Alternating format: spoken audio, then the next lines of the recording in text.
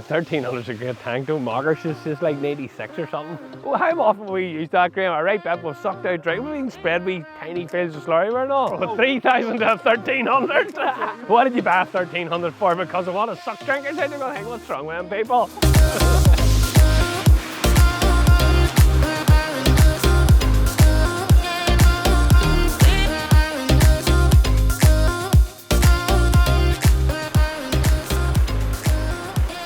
My name's David Milburn.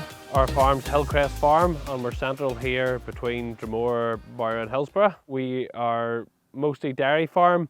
We milk 250 cows and about 150 acres of crop as well.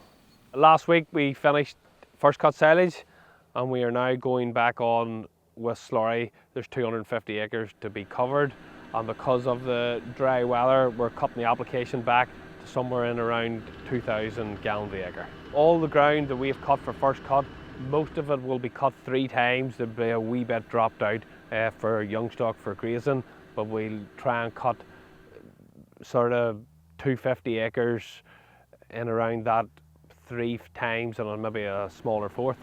So much study's been done with slurry and slurry application over the years, and that's why here we're going with a trailing shoe, so we can get it down on the base, right on the soil, and we're not covering the leaf, stopping the sun baking it on and holding back growth. We had a 2.5 and a 2250, and we decided that we were going to go for a new tanker basically. So the question was, we really wanted to get maybe till a tandem axle to try one for a couple of reasons. Obviously double the brakes. We are in sort of, if we're not going up hills, we're going down hills here. We sort of had a couple of tanker manufacturers in mind what we were going to look at, and NC wasn't one of them. But then we just decided to speak to Rodney. He invited us up to take a look, and basically that was it. There was just anything you wanted, there wasn't a problem, and we just actually didn't look elsewhere after visiting NC. The spec with tankers obviously talked with the brother Reggie and even Graham, so we spoke about what we needed and what would be good. Basically the size of the tanker was questionable. I sort of would have liked to stuck maybe with 2.5 or 2750. Reggie was looking to get to 3, so yeah, he got his way basically in the end. Spec wise, yes, just we have 2 fill points on either side, so if we need to drive in somewhere to fill, you just have that option. Our existing tankers we ran before had silencer boxes on them, so for the reason of returning till a silence pump, we like the tanker because it's compact and short, so the weight transfer was important to hold the slurry into the last, especially on hilly ground. So the weight transfer, there's basically 2 compartments in the tanker, 30% at the front, it goes out at the very last, so when the tanker, the back is empty, she drops the rest out. And it just keeps the weight on the drawbar, you know, to the sort of last 30%. The finish of the tanker, probably next to none. They've really upped their game on the paintwork. And as for, you know, we were wanting additional lights, you know, they're sort of sideways lighting down from the front side, shining back.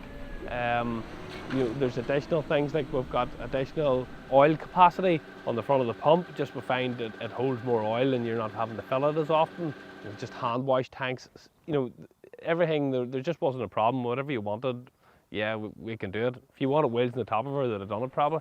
So when we got the tanker done, we finished the tanker I think maybe September, and we run her a 3rd cut, and there was a few issues where we're getting rid of slurry fairly fast. Maybe just we needed to bring her forward speed back, especially for the hills. So speaking to their design team, they decided to put just an old school valve on the back, and we actually, it probably was my fault, we changed the pump to 1,000 speed where it was normally 540, so that gives us an option to drop it into 540 economy to give your tractor more revs if you're on steeper hills. We went with a 750 Alliance tyre. We wanted to sort of go basically the biggest tyres we could get, keep compaction down. So friends ours at Clover Agri do the Vogelslang trailing shoes, and we just thought we'll give them a turn, which NC there was no problem. Whatever you needed, they were still happy enough to fit it on.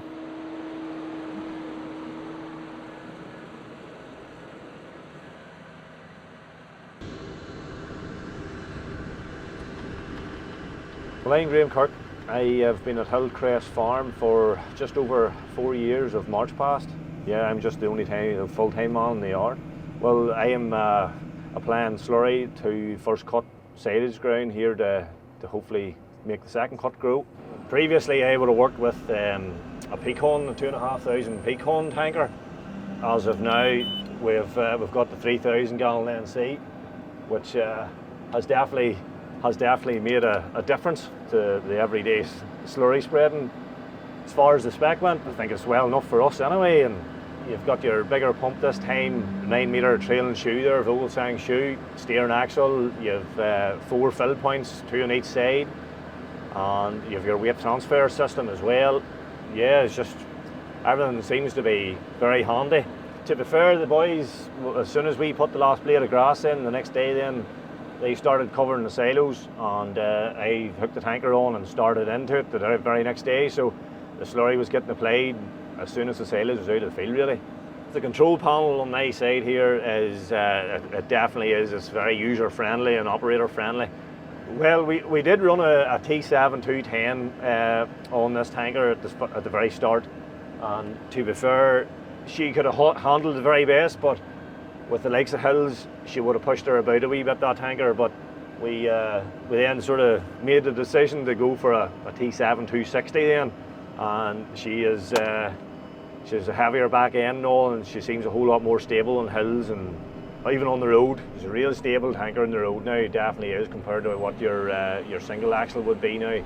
And in the field, she definitely seems to carry well now. Obviously, ground conditions at the minute are nearly too good, and ground's hard, so she's definitely good in the field at the minute. Steering axle makes it very handy getting in through tight spots, and we wouldn't have too many tight spots about here, but it definitely makes the difference now getting in.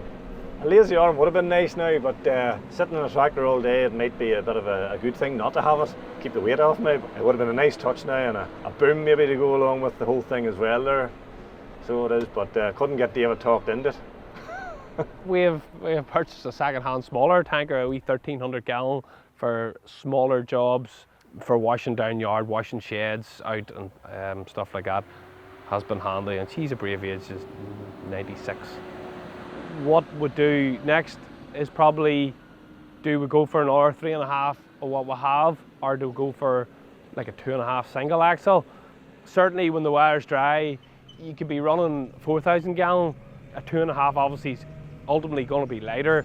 You know, do you have a 2.5 and 900 to go to some of the steeper ground? And I don't know, is it a cost thing too? We do look again, we'll not be going past NC. I think, as I said before, NC wasn't the go-to tanker. I wasn't planning on looking at it, but definitely I would advise anybody, call Rodney, talk to them, take a look. They're open, like, so I'll go up and see them, take a look at the factory. You'll not be disappointed.